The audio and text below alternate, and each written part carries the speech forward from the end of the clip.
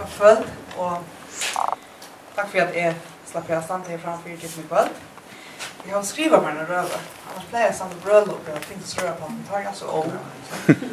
Det er ikke kvöld. Helt at vi så videre før jeg deg hvis bøyden holdt av røve, så jeg helt at måtte jeg helt skrive meg en røve. Ja, god kvöld til deilige mennesker. Og så takk for at jeg er bøyden og jeg sa at jeg kom her en kvöld. Det er mer en heier og æra, som onker sier.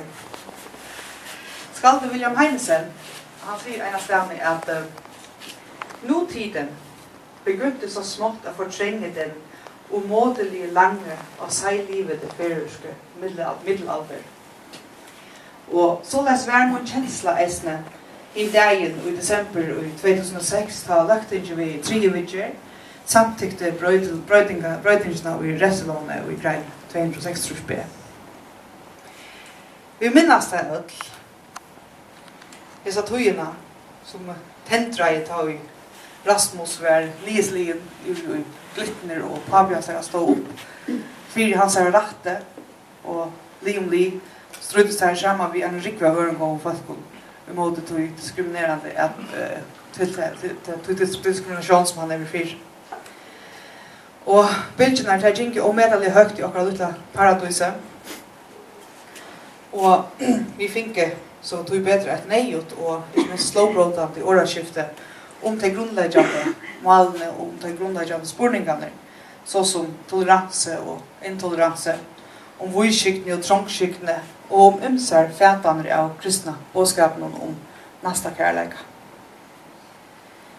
Der ble politikken området mål i store greiner rød, som hei røter helt atter til Roland Samuelsen, som framvis i det er en tøyende være og nødgjøre førskere sjøve og selvsagt ikke minst i søvnene tja tikkene som i det fyrtjast om søkene tja LGBT. Så det sånn du vet så har han vært 70 år i år og det er akkurat 20 år så gjerne at han lett liv. En god vinner tja nekvene av havnafolk og føringen som helst. Sjølv var i toa under strøynen om 206 B ut i hettene støve som fjølmila folk at sleppa å fylltja tjætsjonen fra fremste parkett. Og mengan var avgengren herrer, og vi var mengan skurd at genga ørende for teg som ville hera greinen 206 B. Men det gjør vi ikke. Det var tilvida. Og lukka var det tilvida at vi lette sånn ekva orsko og at varspa ljós og at upplysa om dette målet, så gjøtla som tilbyr. Du kjærkje var så grunnleggjande, nejut, etter oppgave tikk. Du kanst ikke skyna mittlen rattende til samkjente og andre mannarattende. Rattende til samkjente mannarattende. Alle født frals, og alle har ratt til jaunbjås viring og rattende. Og fralsa pressan og i okkara parti av heimenon, som sjálv urslide av strøyne og 4 mannarattendom, hever skilde til av varspa ljós av mål, som snikvast seg om ratten at vera, om ratten at skriva, tala, at fyltjast og genga i frie og tryggleika av gødene, og eisen i glittene, om det skal være. Så vi gjør det målet etter vanlig og journalistisk prinsippum. Vi ansvar vi alle togene etter at bare parster slåkker fram i alle greier fra sånne sjånarmien og funnet støv og nødjar og ørvise vinkler at lysa målet på. Så først borgeren og lokalvalgte kunne ta støv. Og det håva jeg til verden så ødlom. Men tøknen, som alltid har vært sterskast av våpne, var bråten og knapt jeg finner vi denne folkslige reaksjon på et mål som flere yngste altså ikke er vært til. Og en hatt var i egene leden opp fra en 4 brygde som hei vært åtilvita eller tilvita fortrångt. Vi føringar flester yngste ikke hoa eller tøgn. Og lysingar at jeg ikke tjatikken i LGBT som ber siande heite vid i her bytter av just som soler. Kampanjen breit verlig opp på nødjon ta tidsett vi andlit og føresk samkjent, biseksuell og transseksuell. Ta skapte til nærværo og gjør det abstrakt hodtøk til kjøtt og blod. Mange føringarna som avhødde bølka, öll og ikkje var hinkjent under ett og samme spjaltur, så at tid loika imisk som öll vid ånder. Tid sprøklott og hava alla boans liter eins og öll ånder, og felags fyrir okkon öll at vi öll døtter eller soner at onkron, vi ommebøtt og lenk og abba bøtten og tjokkara forfedron, vi føringar som elskar, og vi Håvas leie fire vi at nevna så vånar gå i årene til William Heinesen, så høyrer vi jaunan skakande tilborer, som stand og i grellar ansøken vi dogmatiska tålsømmen som høyra skalde stå fyr. Nyrand i årene kine til håndbollsleikara, som just i hese løte, strujust i finalene med næstan og skjøttene oppi Holse, haldet oppi Holse, ber på at vi enn hava ometalliga lett etter av mal. Og i London rundan okkon ver sli harsnir av etbor som gjer seg inn av folk vegna raso og kyn. Men som av stedene i førron vil man åpenbart gjerna halda hånd i slugun framveis. Og dette kunne vi alls ikkje godtaka. Samstundes kunne vi politisk og mentanarligt ekleia eit vuttgångt høgra rak i Europa. Så nevnte fralsesflokkeren, siden vi støtten i Hollande, Sveriges demokrataner, har finnet på i svenska rujestegen, og i flere av østeuropeiske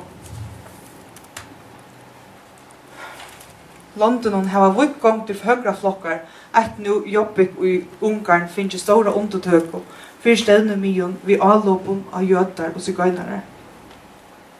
Radje reande, halde jeg. Hetta høgra radje, det tjener ikkje tålsemmen mittel menneske. Hetta sast av minkande tålsemme, og i måte struje for jaunstøve, mittel kyn, utlendingar, seksueller, minnelotar og så framvis. Og tropla futjarstøvene i Europa, elver selvsagt til frustrasjon, og måttløse mittel menn og kvinner, og det finnes alt og i samviskolleiser politikere som veksla vognløse til egnan vinning, vi har tåsat til den innere svinmunden i åpne mennesker. Man skal finne syndabokar og ta litt av minnelodamer til høyre veien.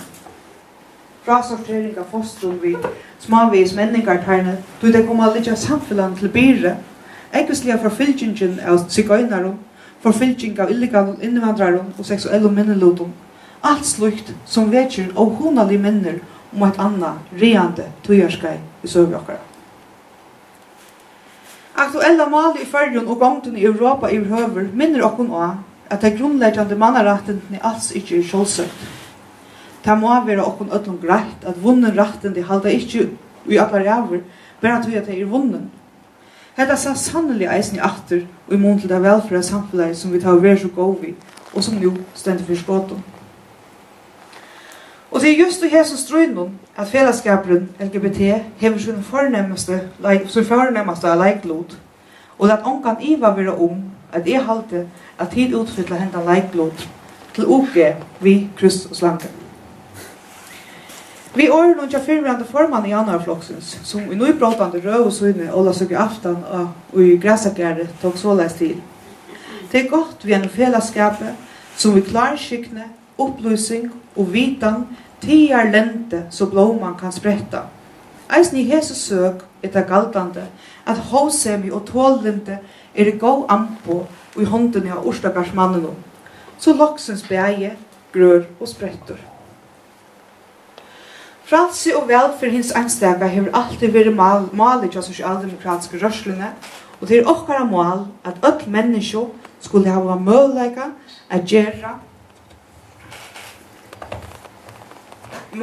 gjera sina dreymar det goa luive til verleika innan karmana til fellesskapen. Ikke best til favo, ikke best til flesto, men öll, åtta mån til hualiv, trygg eller kynslig orientering. Ikke minne. Og i fela kunne vi skapa et førjar for öll, her öll skulle vi, og öll kunne sleppa vi. Læt okkur vi felaks avtøkun, berjast fyrtøy, inkluderande samfunnet, her markfeltene i fellesskapen en ressurser, og vi skapar dynamikk og frambor. Vi vet at slutt krever tøy, og det skal være mye vogn, at tøyen for arbeid kjøtt, fyrir søkjene tja LGBT, samman med god krefton som tager samman om søkene. Takk for.